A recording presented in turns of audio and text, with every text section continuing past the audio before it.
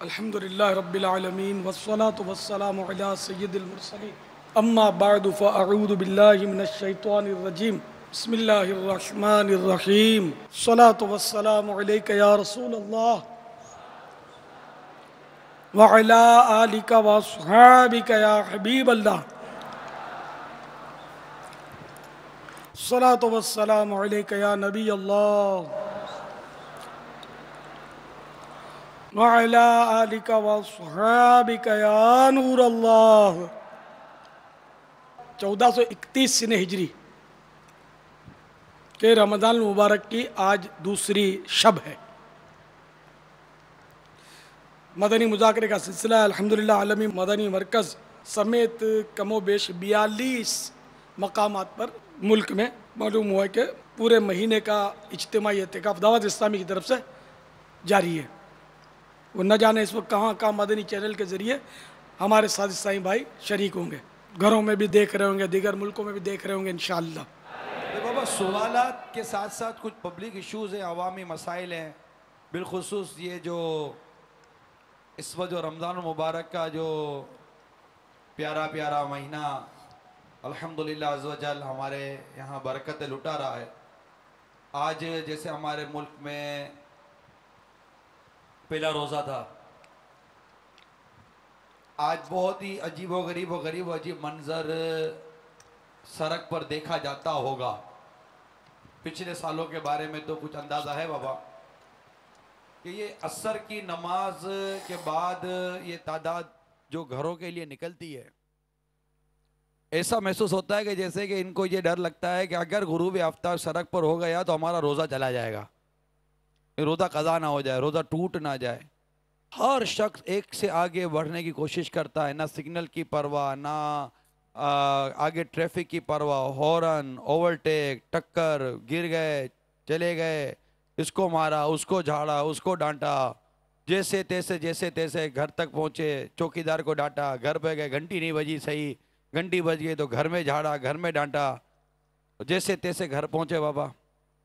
اور اس طرح کا ایک معاملہ سڑک پر دیکھا جاتا ہے، اور بہت حساس لوگ ہوتے ہیں یا جنہیں حقوق العباد کے حوالے سے کچھ اندازہ ہو، مدنی مذاکرے سنتے ہوں، مدنی قافلوں میں سفر کرنے والے ہوں، عاشقان رسول اس طرح اگر سڑک پر ان کو دیکھتے ہوں تو بہت دل جلتا ہے۔ کئی رکشے والا اسکوٹر والے سے لگا ہوا ہے، کئی اسکوٹر والا رکشے والے سے لگا ہوا ہے، وہ ویگن میں بھی دیکھنے کے مناظر ہوتے ہیں، کیونکہ وہ روزہ رکھ کر سمجھتے ہیں کہ نہ ہم کو کوئی ہاتھ لگائے، نہ ہم کو کوئی پاؤں لگائے، نہ ہم کو کوئی انگلی لگائے، ہم نے روزہ رکھا ہے بھائی، ہم کو کوئی نہ چھیڑے، ہم کو ویگن بھی ہیلی کاپٹر کی طرح ہمارے ایک بلڈنگ کی چھت پر اتار دے اور ہم آسانی کے ساتھ گھر پر پہنچ جائے۔ یہ سارے مناظر ایسے سڑکوں پر اس وقت بابا طوفان مچا ہوا ہوگا۔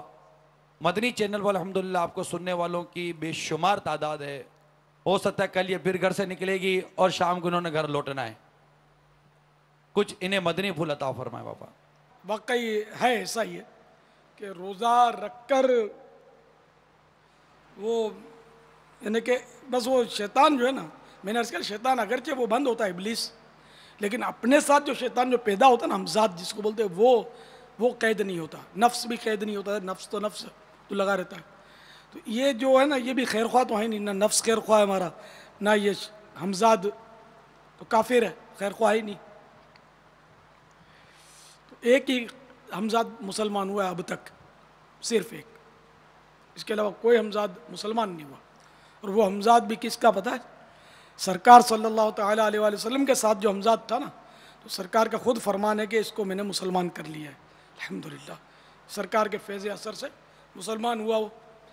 اس کے علاوہ سب کے سب کافر ہیں، ہمزاد شیطان نہیں۔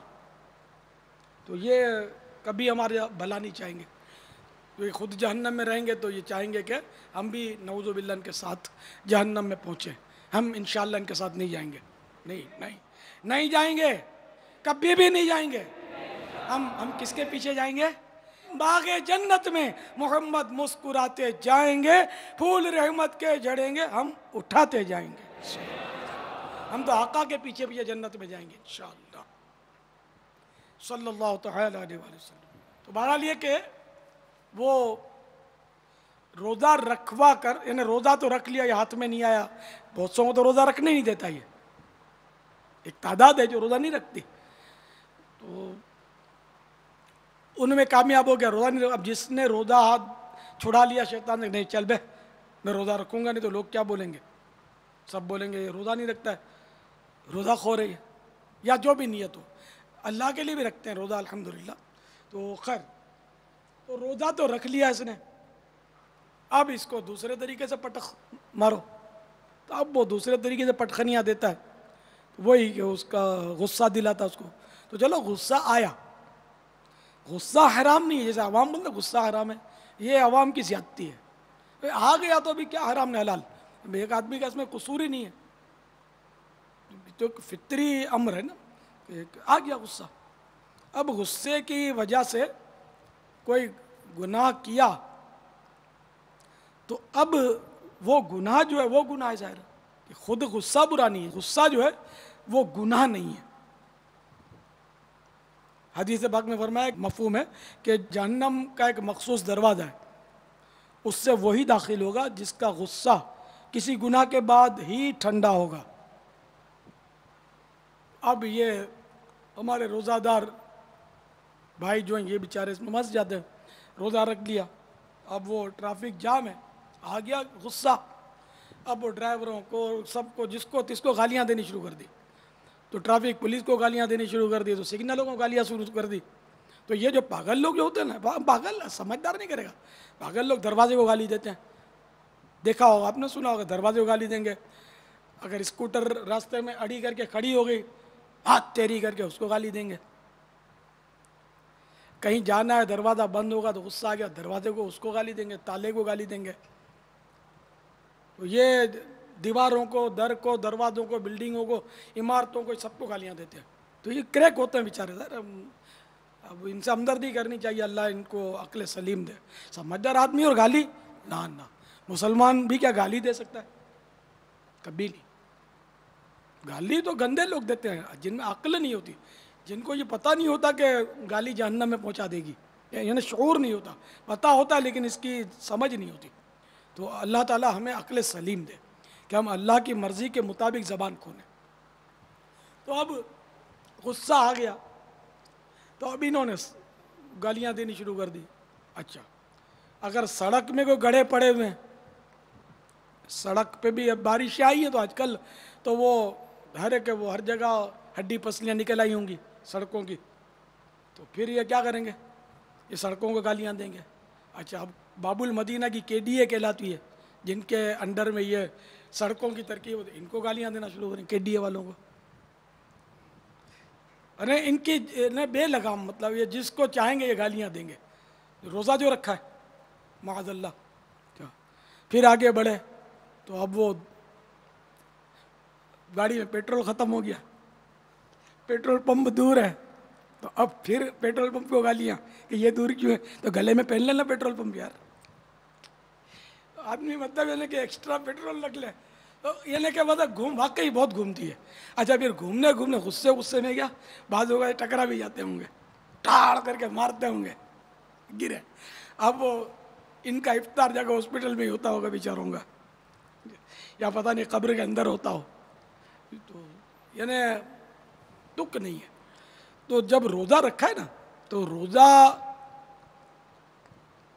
ایک تو روزہ ہے یعنی کہ سمجھو کہ فقہی روزہ، جو شرعی روزہ جو ہے، روزہ ہے اس میں کیا 3 باتیں نہیں کرنی، کھانا پینا اور جماع سے بچے رہنا، صبح صادق سے لے کر غروب آفتاب تک، اس کا نام ہے روزہ۔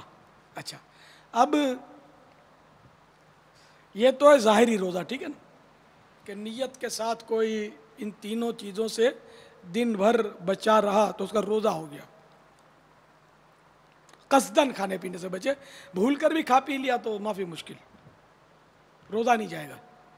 لیکن یہ کہ اگر کوئی دیکھ رہا ہے کہ یار یہ ہے روزے دار اور کھا رہا ہے، تو اس پر واجب ہے کہ اس کو منع کرے، یاد دلائے کہ تمہارا روزہ ہے۔ لیکن یہاں بھی ایک صورت ہے کہ اگر کھانے والا ضعیف ہے یا بہت کمزور ہے اور یہ روزہ پورا نہیں کر سکے گا، تو اب اس کو یاد نہ دلائے کہ اس کو اللہ کھلا رہا ہے، کہ میرا بندہ ہے، اس نے ہمت کی ہے اور میری رضا کے لیے اس نے روزہ رکھ لیا ہے، چلو اس کو کھلا دو، یہ اللہ تعالیٰ اس کو کھلا دیتا ہے۔ پلا دیتا ہے اور روزہ بھی پورا ہو جاتا ہے کہ بغیر ہے نا بھول کر کھانے پینے سے روزہ جاتا نہیں. یہ اس کی رحمت کتنی بڑی ہے, کرم ہے اس کا.